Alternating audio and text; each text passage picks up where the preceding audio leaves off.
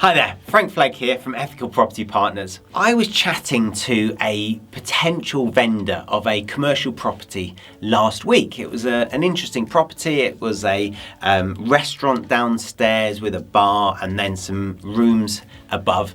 The gentleman had purchased it using his SAS, thought it was a great investment because it was a tax efficient investment using his pension. Unfortunately, it's not gone to plan and he's now in a position where he needs to sell. He's got the property on bridging finance and he's desperately trying to appease the bridging lender whilst disposing of the property. He's going to end up actually losing quite a significant amount of money on this transaction. Now, he was referred to me by a mutual friend. I spent about half an hour on the phone with this gentleman and gave him 3, 4, maybe even 5 different potential solutions. I ran through with him exactly how I would approach the situation if I was in his shoes. But here's the thing, up until one point of that conversation, he was listening to my advice, he was thanking me for it, he was saying that perhaps we could do something together whereby, you know, we joint venture and I become the white knight and solve his problem. Until I mentioned that there are actually 2 ways I could help him. And he said, okay, well, what are they? And I said, well, the first is I step in, I use my financial reserves, I use my negotiating abilities with the bridging provider. I may even know the bridging provider depending on who they are. I offer a personal guarantee. I obviously have a track record of successful property investment. So I bring all of that to the table and I negotiate a new deal with the bridging provider. I purchase the property from you. I release you from all your obligations and I move forward as the new owner. I move forward with all of the liabilities. So that's option 1. I said option 2 is where I just consult for you. So you've bought this property, you want to see it succeed, you want to see it fly, but you're in a bit of a pickle at the moment. You can't work out how to extract yourself from the situation. You can't work out how to make the most of it. I explained how he could turn it cash flow positive in just a few weeks, let alone months. Now this property's been obviously hammered via COVID, but because I understand property, because I understand the legislation, I've studied it, I actually came up with a few solutions which would start bringing money in almost immediately. Now, if he's got the appetite for that, what I said was I'll happily act as a consultant. My fee is typically £1,000 an hour. I do sometimes reduce that, especially if it's a referral, so we could perhaps look at doing it for a lower hourly fee. But for just perhaps an hour a week or perhaps an hour a fortnight, in a very short period of time, we can get your property cash flow positive, get it starting to be rebuilt and turn it back into the investment you hoped it would be before COVID struck.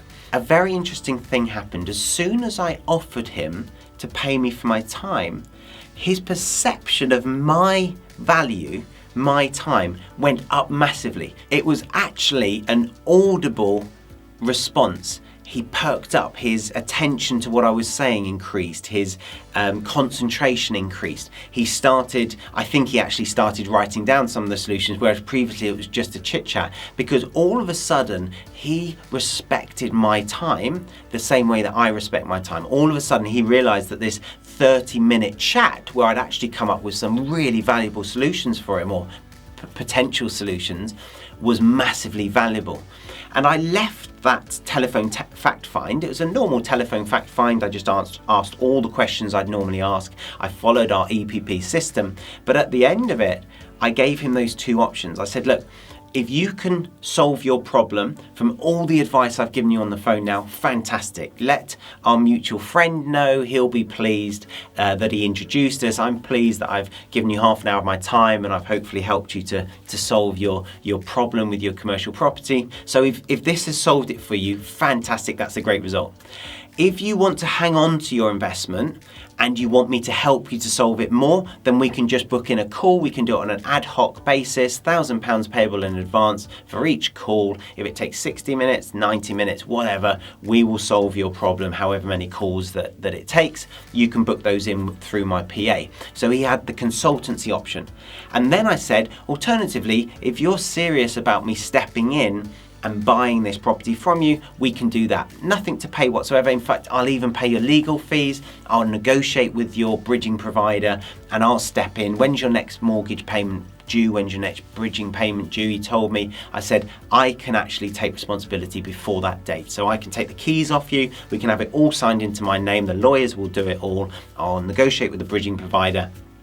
You can actually, on that date, sit down, breathe a sigh of relief, because you won't be paying those thousands of pounds out in your next bridging payment. And I left that with him. And there's a few learnings here. One is, by offering that consultancy option, it elevates the perception of the value of your time, which is really, really important. So offering that is really important. But secondly, I've also given him the purchase option, and I'll step in and I'll buy the property. Now, either of those are equally attractive to me. I really don't mind. I don't mind if I do a bit more consultancy and help him. I don't mind that I gave him half an hour of consultancy for free, and that hopefully will have helped him to solve his problem. And I don't mind stepping in and buying the property. In fact, I've already bounced it off a JV partner who will likely put some of the money into the deal if we end up doing it. And equally, I don't mind if he doesn't do anything with me, if he doesn't sell to me at all. That's absolutely fine as well. And that abundance of, I'm here to help him, these are the different ways I can help him, I've offered him everything I can think of, and now he's going to go away and think about it. He's going to come back and tell me which of the three solutions that he's going to go with is absolutely fine. And so when you're sat with a motivated vendor, guys, it's very important that you make it okay for them not to sell to you. Very important. No pressure selling, no over exaggerating the repercussions of their situation, etc. Just tell it how it is.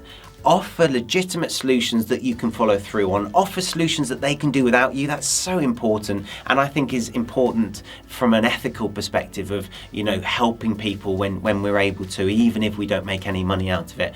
And then you establish a trust that's very hard for people to overcome. That level of trust, even if someone else comes in and offers more money, even if someone else comes in and tells them that actually they shouldn't be doing X, Y, Z with you. Once you've legitimately and genuinely tried to help, tried to serve them, that bond that you have with your vendors, they'll often come back. And he's not contacted me. It's been probably 6 days now, 5 or 6 days.